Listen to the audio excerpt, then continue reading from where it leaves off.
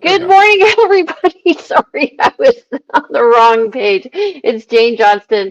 Welcome to the Greater Victoria Real Estate Show. I'm Jane Johnston with the Briar Hill Group at Remax Camosid, and I am here with my good friend. Hey everybody, Andrew Plank here with the Vibe Collective and Royal LePage, and it's good to see you all. And unfortunately, well, we will have Jen with us soon, but she wasn't able to make it right for 9:30. So, how's your week been? Yeah, it's pretty good, decent. It's been, I've been taking it slower as we've hit like height of summer, trying to get some of the last bits of squeeze some last bits of use out of the sunshine while we've got it. I mean, what do we work for if not to have some time to ourselves? And it's been a little slower, but it's now. Yeah, I'm also feeling the urge to get back to work. I'm a workaholic. I don't know why. That doesn't sound like you. You, Okay, you're, I'm always you're. I'm always thinking about work. I'm always thinking I, about work too. I dream about it, but also you're. I think you've always been very balanced. Like it's mm, one thing I admire about you. So. oh, thank you, thank you. Yeah, I mean, I love work. I could sit and look at it for hours. But That's the joke. That's the joke. Never. It's a joke. I love work. I could sit and watch it for hours. Yeah.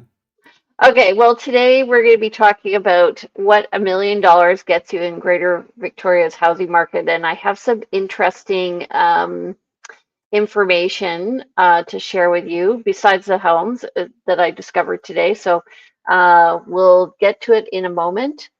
Okay. And when Jen comes, we'll just pop back to the financing information on the Yeah. mortgage.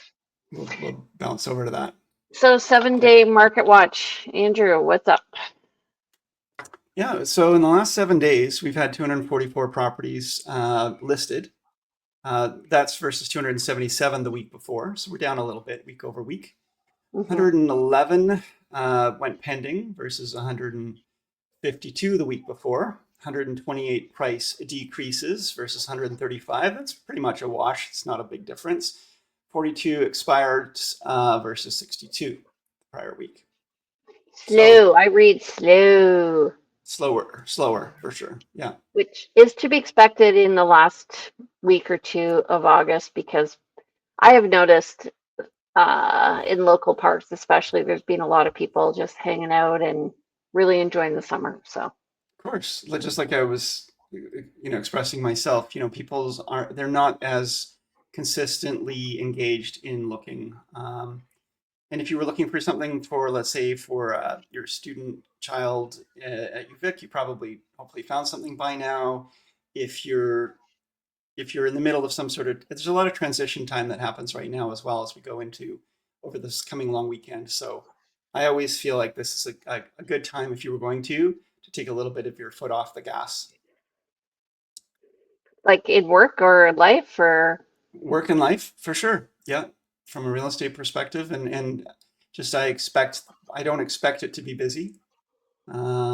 Of course, if I have clients in need of things, we're hopping to it. But I just don't find that there's as many people, pursuing or pushing for quick action at this moment in time. A lot of the conversations I'm having are around, preparing for next spring, perhaps for those people who are listing, seeing what might happen in the spring, or talking about doing something in September after the long, after we get through the long weekend and into September. we So work with totally different clients. yeah, we do. Yeah. I have some people who just like a few groups who have just sold, and so now we're looking for homes with them, and so we are hopping to it because I don't want them to be homeless. So I guess it depends, like when the sale happens and when you're looking. It's a good market right now to look though. Oh, my dog is begging to go outside. Okay, I'll Are just do you this.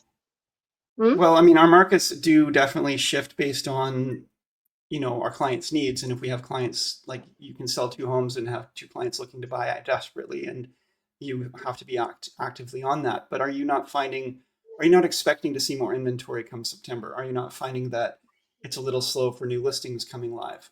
I mean, we just talked about the stats. So it's the expectation is there's going to be more happening come September. And I tell my clients not to sweat it, that they're not finding something right now, because come September, there's going to be some more selection. Yes, I agree. So hold on. Yeah. This little person here Let's has to go out right now. let's get your dog out the door. Okay. Okay, I'm okay. going to move. So I'm going to continue on here. We have in front of us our sales to listings ratio. And so the percent of sales versus properties listed in the last week was 45.49%. And that's down from the week before, 54.87. So again, the number of sales per listings has come down. So again, it's a little bit slower in this last week than the week before. So I just want to go back to that. Yes, I do have clients who are looking, and yes, they're I'm trying to tell them that there's going to be more product coming on the market next August, next week, Next week. after the long weekend. However, when you're looking and you're in the moment, it's hard. So it's, Well, you can only deal with what you have in the moment. you're absolutely right. And when if the right property lists this week and it's sold by next week, you need to be taking action this week. No question. Yeah. So I'm trying to take some time off this weekend. We actually just had I posed a question in our chat group and at our brokerage. I'm like, do you put new listings on this weekend or not? And the answer is, I would wait, because there's going to be a lot of people who are there's going to be a lot of people who are going away, but there are also going to be a lot of people who are visiting. So the question is, what's the balance here? Visiting people, I don't know about you, but I find visiting people can be curious, but they're not, if they're here visiting on the long weekend, their express purpose is not to buy a house. They probably would have arranged a separate buying trip for that. And so there could be looky-loos. There might be some people curious, but they're just in the investigation phase, if anything, on a long weekend. For Right. the most part, right? Yeah, exactly. Yeah. Okay. So total net unconditional sales this month so far, we're at 399. That's pretty low compared to 545 for August of last year. New listings were at 856, so that's also low compared to 1,043 for August last year. And total active listings, we're at 3,621 right now, which is awesome because that's not so high, but I expect it'll go up. I don't want it too high because I want the market to be brisk for my sellers. And we had 3,191 August last year. So. August last year. So we're definitely up over last year, but we're definitely down over some of what we were seeing in the spring. Because I think we reached 3,800. Yeah, we were at 3,800, which is okay. Great for buyers. Although, like relatively speaking, we're still in a balanced market at that time. So yeah, balance swinging on the side of buyer's market. Yeah. Okay, so what does $1 million get you in Greater Victoria? And Andrew has provided this lovely map here. Oh, you want me to put that on stage? I'll do that. Let's go with full screen on that one because I put together a map. I've also got some listings, but Jane also has curated some listings. We both independently did this, no consultation between each other, and we don't really know how we're going to do this, but I'm sure Jane has an idea. But I picked one house per area that I liked. So I've got a range, all over the board, including out to Port Renfrew, to show what your money will buy in certain areas. I didn't go with specific, I actually have nothing out of Gordon Head, even though you might find something in Gordon Head. But let's go with your list first and then see if there's time for some of the stuff from mine to kind of show the range. Okay, so here we are. I picked 17 listings all across Greater Victoria.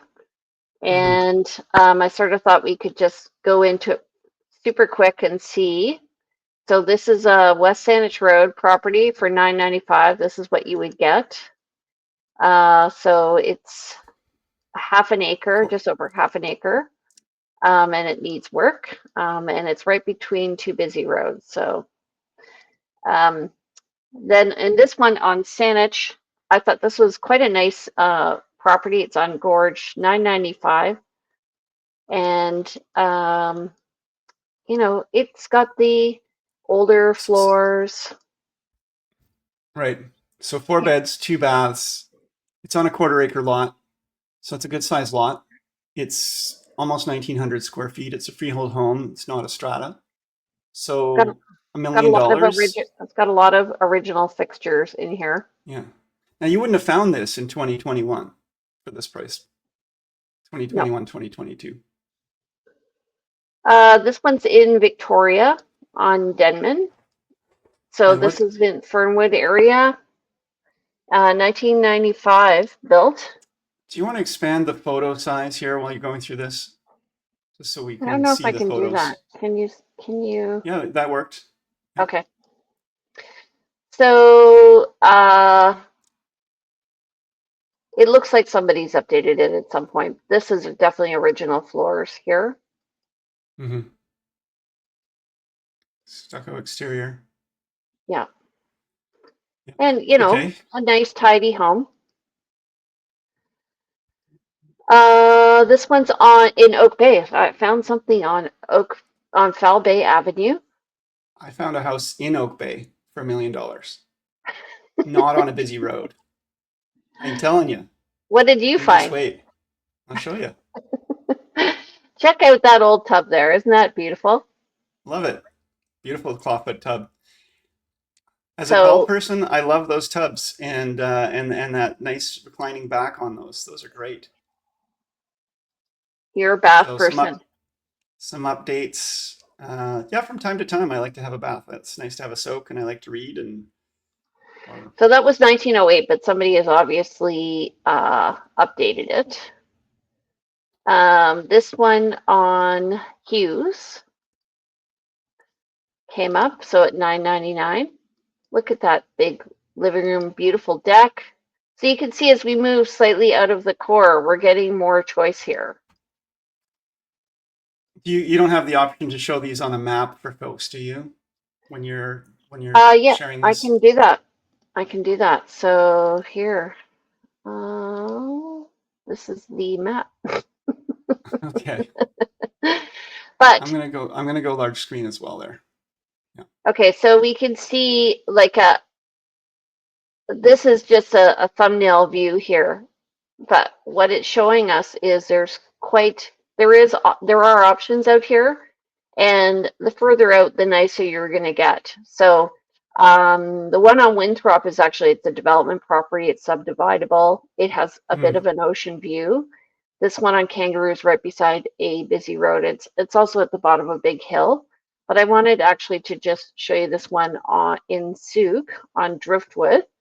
Where is it? Right here. So just to show you, you get a great value in Sooke. Got a big lot. Nice looking fireplace, nice open design, vaulting ceilings. Yeah. Yeah. Really lovely. Newer construction.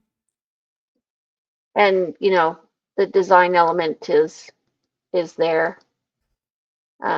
Consistent flooring, beautifully presented. Good job. So that one is at $999. But what I wanted to show you, hold on a second, is this. Let me just get it up. But here, actually, you go ahead and I'll find mine.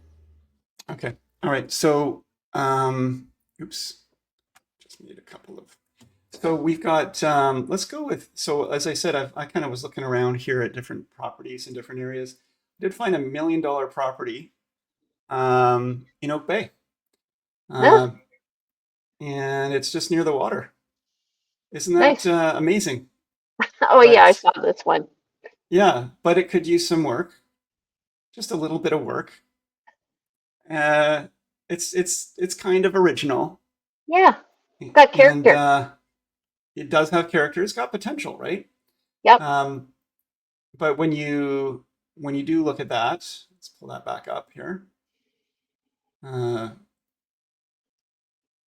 it's a one bedroom, one bath house, and it's 651 square feet.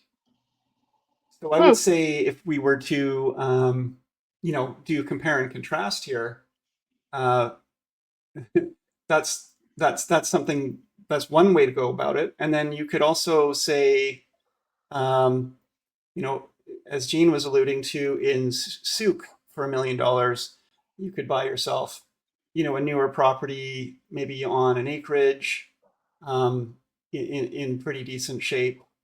There's a few different options out to Sooke. You could even go out to Jordan River and buy yourself, recreational property. Um, I believe this is on. Let's just get some details. How many square feet is that though? Like it's small. This one in Port Renfrew, it's 1,200 square feet. It's 2 beds, one bath. But in terms of lot size, it's a couple acres. What's that? Almost 3 acres, 2.62. Yep. So, but you're driving a little further. That being said, you could also go out to Shawnigan Lake, and for $1 million, again, you get Oh, I yourself picked that one too. a little bit more of a rural property. I like that And property. isn't that nice? Yeah, it's got some character. It's got an interesting feel to it. You could come up over the Malahat, and we said Greater Victoria, so you could go up to Arbutus Ridge area, which is Yes. If you're a 55 nice plus. subdivision if you're 55 plus. This is strata, but they're I believe they're freehold strata, so Well, they're they're land strata. yes. But you've So got some beautiful views and some decent homes out there. You could go out on the peninsula, buy yourself a townhouse yes, I out picked in that one too. Sydney. Hmm. Did you? Yeah. Well, Great minds think alike. there were no single family homes in Sydney under 1 million, but there were lots of townhomes. I beg to differ. There's one right here. There's a there's Sydney house, not a townhouse. It's a split level construction, decent One. updates. Actually, I found a couple. I just didn't include them all. Oh, I'm gonna look. Maybe I Yeah, took I them was out. searching between 975 and 1,025,000. I gave it a Oh, bit of a okay. broader range. Okay, so in Brentwood, you've got houses and townhouses as well, around 1 million. It was interesting what you could buy downtown, um, downtown Victoria. Some townhouse options, some really interesting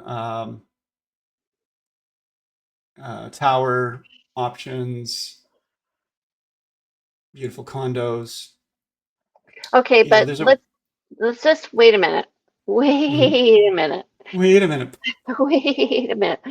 So the reason why I was just focusing on single family homes is because if we're comparing, so this is actually a great conversation because if you're looking at a single family home, you're paying your taxes, let's say they're, I don't know, anywhere like 2 to 5,000, depending on where you are.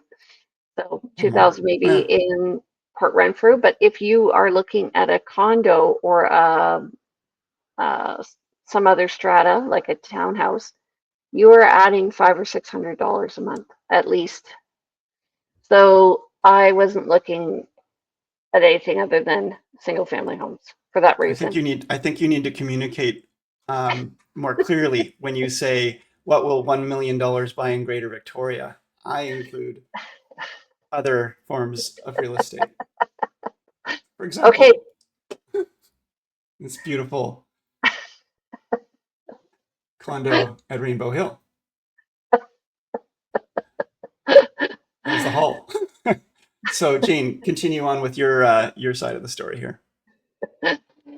Um, okay, so here's what's interesting.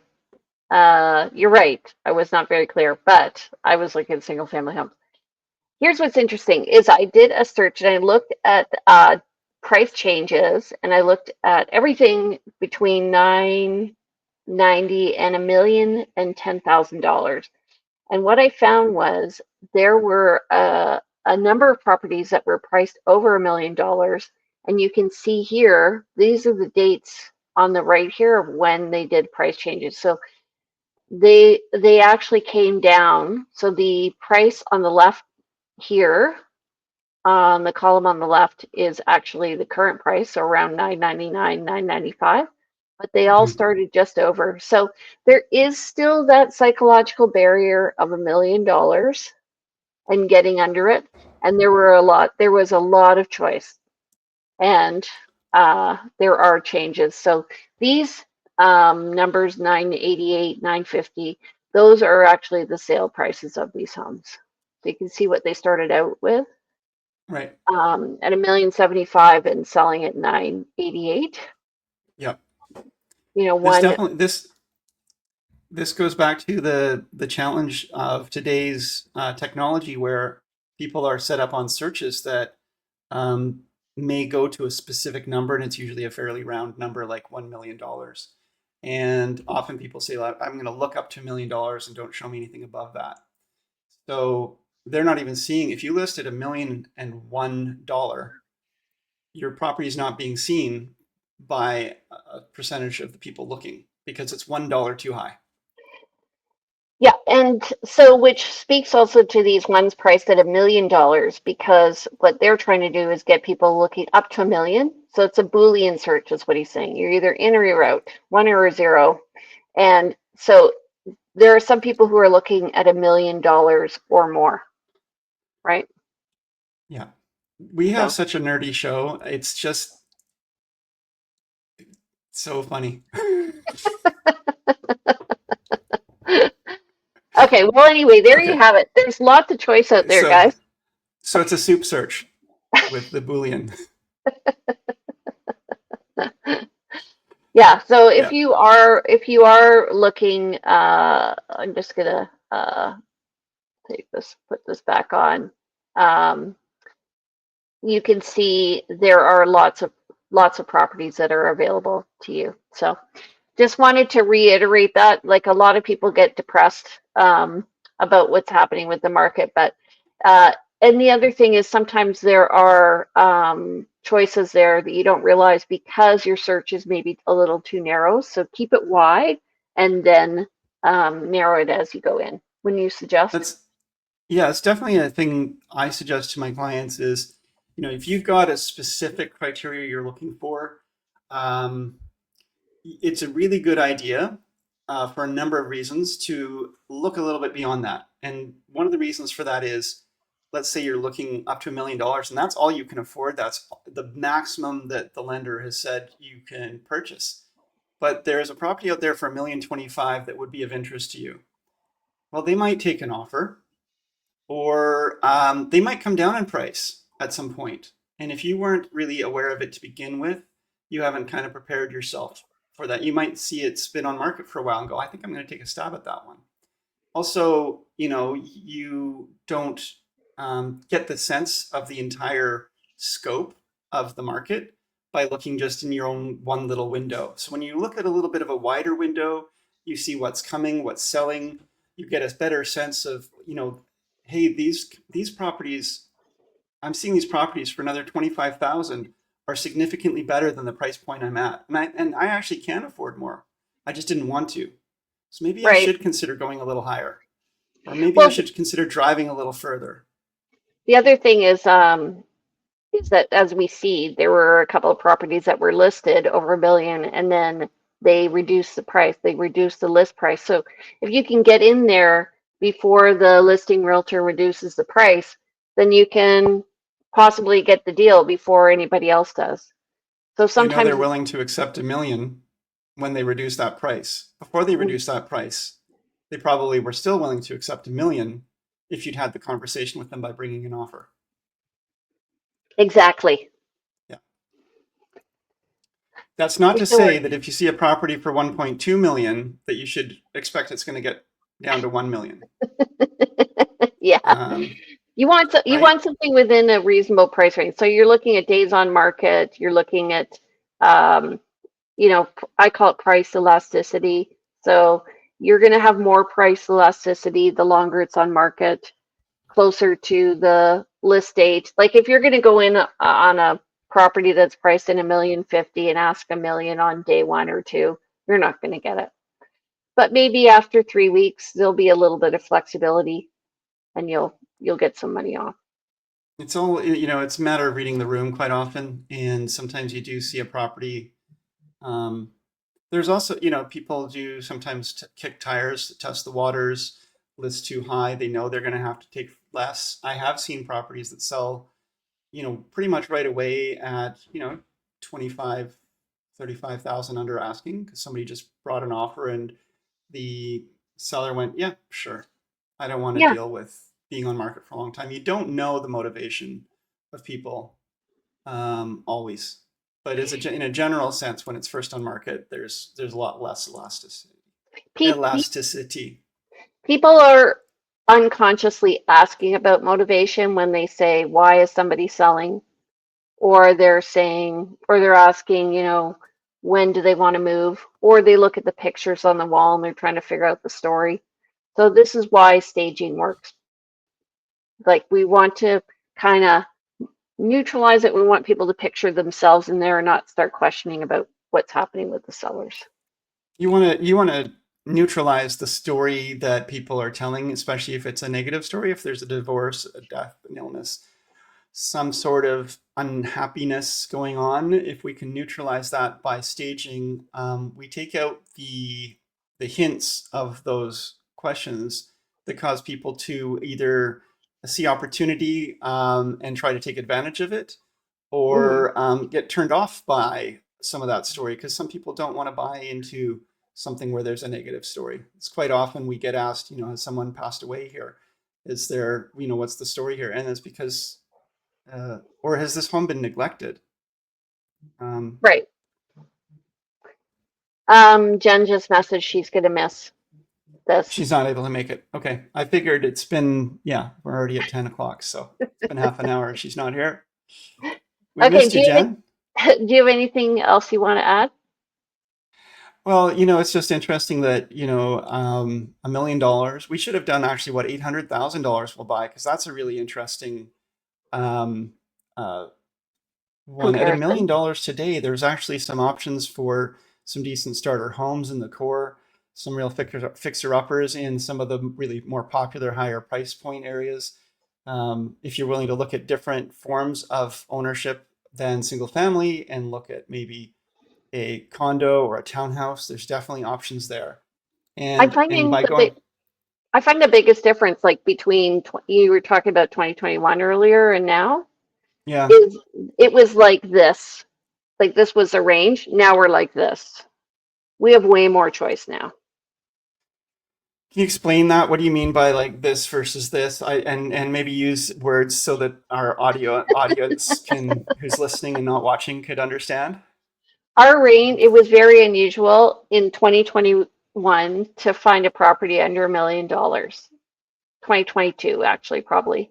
But so the range of price was maybe 1 million and up to like 1.5. And then there Mm, was a lot of competition in that price range.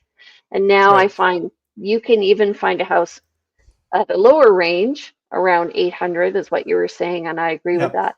But there's also a lot of product in the higher range as well. So our average has maybe stayed the same range, but there's more choice. You're saying so the price range. Okay, right.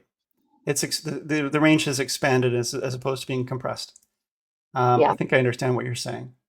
I'm So working with some folks who, are looking for, like, they were complaining a little bit that the market has softened, partly because they've got a home that they'd like to sell. But when you talk about the fact that the market has actually softened and they're looking to upgrade, those homes that we were looking at before that were 2 million, 2.2 million, now maybe you're going to be finding for 1.8 to 2. Yeah. And so although their property value might take a hit as well, it's going to take less of a hit. So the that delta, that distance, that difference between what they are looking to sell for and what they're looking to buy, unfortunately, nobody wants to feel like they're getting less for their home, but they're actually their money's going further. And So if they were to take advantage of this time, they would do quite well. I call that the slinky effect. It's where there's a bit of a compression. I think that's Mm-hmm. what's happening is the lower market is going down, but it's not going down as much as the upper market. So then when it rebounds, it'll go higher. The upper market will go higher and the delta will be bigger. It's a good thing to watch because there's definitely there's more of a spring in those areas where there's less buyers. When the market gets hot and more buyers start to flood into that higher price point market, it goes up more quickly. But when the wind leaves the sails, to just change analogies, it falls back down much more quickly. So there's a lot more appreciation and a lot more opportunity in that, and a lot more risk too. But some folks do win out by doing that. And what we learned during COVID and what I've seen now over many years is that there are weekends when things just flip. And it's just a very busy weekend, and a lot of properties are selling. And like COVID can happen and change the market. Or, Trump comes online and changes the market. Or Yeah. there's a rate announcement and changes the market. Like you just got to stay vigilant. Well, there's the black swan events that you know eventually will happen, but you can't necessarily predict. Okay, those are the big ones that really impact our market for positive or for negative, and we know that something could happen. We just don't know when or how or what. It's just there's a big earthquake, or there's a dramatic change to some sort of legislation for that makes We're it easier to subjected buy to. or harder to buy. Um, Remember, so Kent Deans, when we both got licensed, he's retired now, but he worked for years in the business. He talks about the 1980s and when, they'd had this run up in the 70s and values were going up and everybody was buying. And then suddenly, I mean, from it may have it did happen over time. It didn't happen extremely suddenly, but it did happen that interest rates came up quite significantly. To And suddenly 18. he says Right. the tap turned off. He says the tap turned off. That's the way he described it. And nobody was buying and nothing could sell. And there was a period of time when people were losing their houses and realtors were going bankrupt because nobody was buying or selling. And people were losing their houses because people couldn't afford their mortgage payments. And it was a really, really horrible time for a lot of people to deal with homeownership.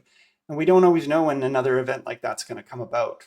Um, but then you also had, like, we both got licensed in the early 2000s and we saw such a rapid price appreciation before we were actually licensed. And I think maybe that's one of the things that got me into the business was watching just how much things had happened.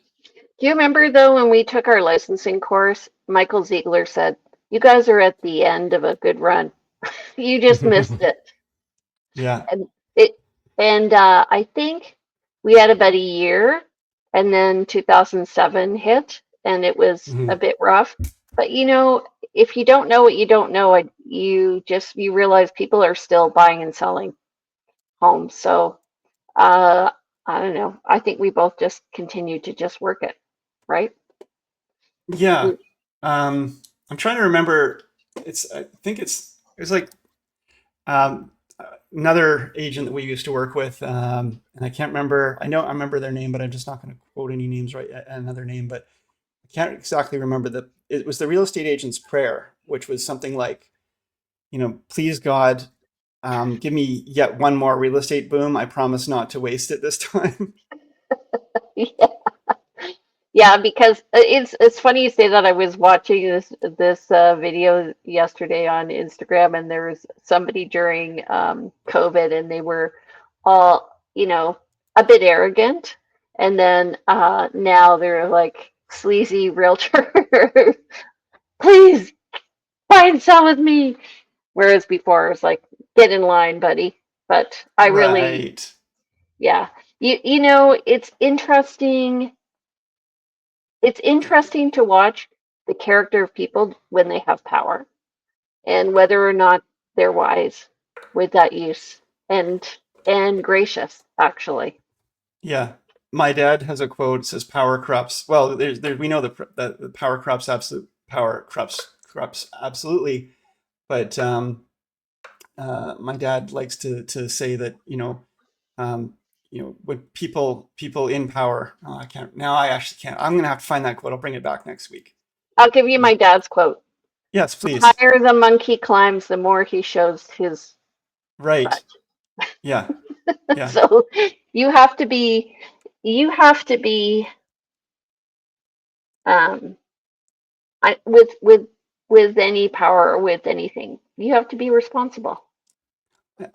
I think, I think I'm guilty of this. I think most people are guilty at least of being tempted by this, where when you do get really busy in a busy market, you do sometimes forget that what you do to get somewhere is what you need to do to stay there, right? But Mm, when the market is just really busy and business is coming your way, you do have to say no to some business, and you do sometimes. I think a lot of agents, their self-worth comes from how busy they are. mm, And so the busier they are, the more self-worth they have. And once it gets slow, they start to question their own self-worth and their abilities and so forth. And you have to just remember that this is a long-term business, and you need to yeah. remain consistent in your giving of good service and support. And it will come back to feed you over and over again if you help. It's about giving, right? It's about feeding and helping your clients. And if you're consistent, if that's your mindset, then you'll never go hungry. You might have some Mm, periods of hunger, but you won't starve, that's for sure. mm. Interesting. I agree with that. It's funny when I get comments about people saying you've been in the business a long time. I'm like, every day is the first day, really. Just answer the phone. I'm amazed.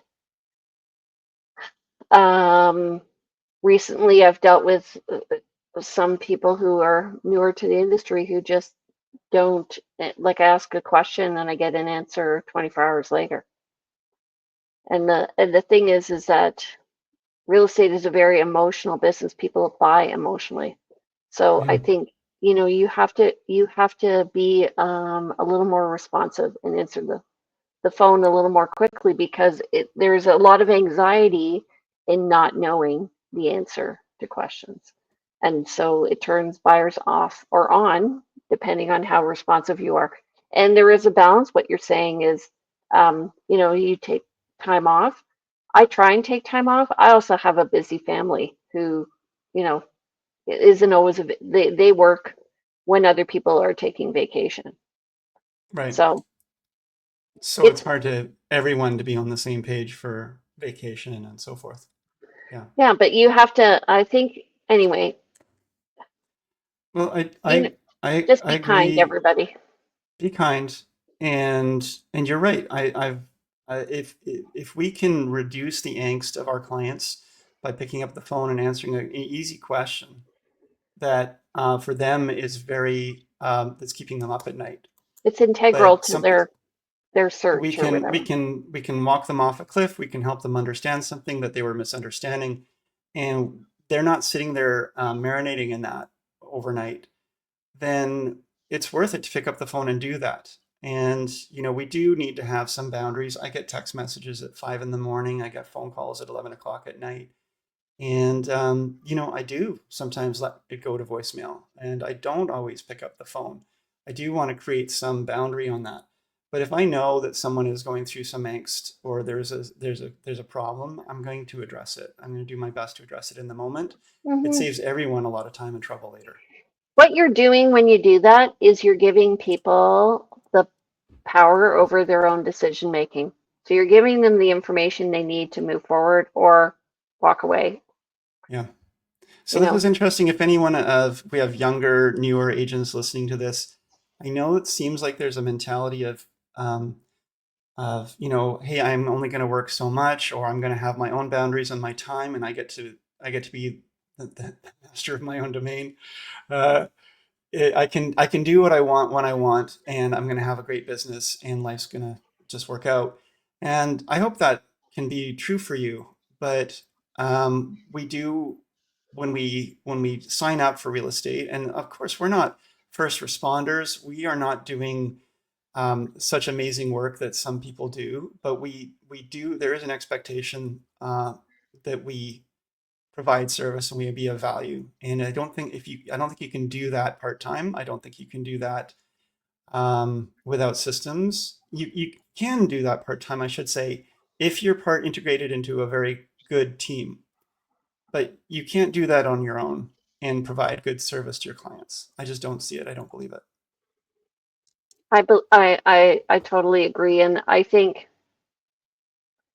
there are ways to be in this business without being on the front line of sales. So you can work for a developer and you can, you know, not, you Jane, you and choose, I, neither of us are extroverts. I mean, you are much more extroverted than I am, and you push yourself out there. But I wouldn't call you, maybe you are more of an extrovert, but there are people out there who maybe I'm not. consider, maybe not. There are people out there who don't want to go into this business because they feel like there's a stereotypical realtor that they're supposed to be. And, Mhm. you're going to find your tribe. If you have people that you relate to and can relate to and relate to you, they're possibly going to be your clients. And you don't need to be something to everyone, but you do need to be able to provide service and help those people uh, accomplish their dreams. And you I can't do really, that.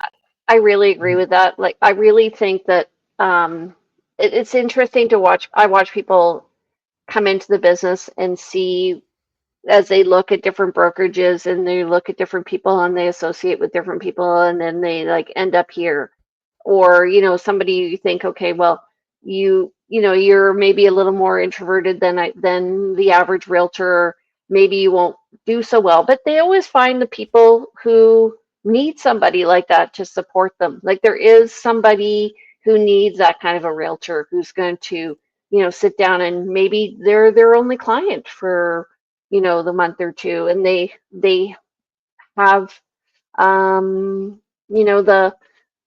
the listing skills to have the in-depth discussion, or they are a fast talker and they're going to turn somebody on or off. Like there are people, everybody has a certain personality style, and they're going to be people who are attracted to that, and they're going to be attracted to their coworkers. So it's just interesting to see how people really sort themselves out in our industry and where they end up and who they end up working with. Like we both started out with Pemberton Homes, and it's been interesting to see over time how some people we worked with have gone back to that company, Yep. you know, Yep. and they feel like they're going home. Absolutely. Yep. Because it's a great community and there's great supports. And, real estate can be a lonely job. And especially if you're in a brokerage that is very focused on sales and numbers as opposed to culture.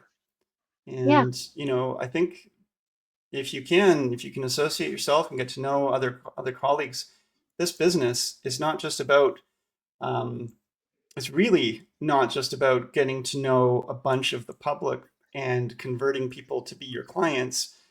Um, you could be loved in your community, but if you are abrasive and not don't work well with your colleagues, you're not going to do well in real estate either. Hmm. You need to be I, able to balance a lot of different elements of life. You laughing? You're I'm getting laughing because it's philosophical. really hard to say. It's really hard to get this without offending anybody. We're trying to be like, so I just find it funny. I guess what I'm trying to say is, like will find like. And it's like when you're at a party, right? You're gonna drift over in one direction or another, and you're gonna end up at the end of the night with people who are similar likes and dislikes, and they're money focused, they're people focused, they're counseling focused, they're Yeah. solution focused, they're you know problem And if you, focused. and if you don't like parties, maybe you're at a paddleboard meetup club. Maybe you're you're gonna find your tribe and you're gonna do okay. Yeah, You where I know, find my tribe? On the dock, yeah, that's right. rowing. Yeah, Yeah. yeah. Okay, well, I think And we've there's boys. probably, would you say we've talked this out? Everybody's got a sense of what $1 million buys in the Greater Victoria area. If you don't, happy to send you more information in general. Um, right now, $1 million is a lot of money, but it also does buy a lot more than it used to. Um, and again, real estate's a fun career. It's an interesting career, um, and it's not for everybody. And there you go. So that's the gist of our conversation today. All I just right, wrapped and it I up think for you. that picture says it all. This is what Andrew really thinks. That's the eyebrow up look that I give Jane a lot. What are you doing? What? Anyway, okay, I've had fun today. If you like the show, please give us a like. Thanks to Colleen Milne today. Shout out to her for Oh, right liking our on. show. Don't forget to subscribe to us on our YouTube channels. We are going to be having our own YouTube channel, Greater Victoria Real Estate Show. And comment. If you have any questions or wanting information, please let us know. And don't forget, as Andrew said, if you know anybody who needs this kind of info, please pass it along. And Andrew, how do people reach you? I'm with the Vibe Collective at Royal LePage, and my number is 250-360-6106. You can email me, info@andrewplank.com. I am fairly responsive, even not always 11 o'clock at night, but I am fairly responsive. I try to be very responsive.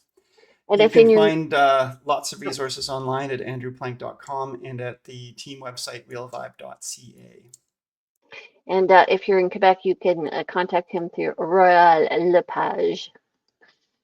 Jen Lowe's not here today, but she's with the Modern Mortgage Group. You can reach her at 250-217-4925 or Jen at jenlowe.ca. And you can download her app, you ask her. And you can reach me at thebriarhillgroup.com, or you can reach me by email at jane@briarhillgroup.com. My number is 250-744-0775. And if you want to follow about lifestyle, please contact me at Instagram, realtorteacher_remax_Victoria. All right, you guys, have a Excellent. great week. We'll see you next Thursday at 9:30. Thanks, everybody. Good to see you. Bye. Nice, Jane. Thank you.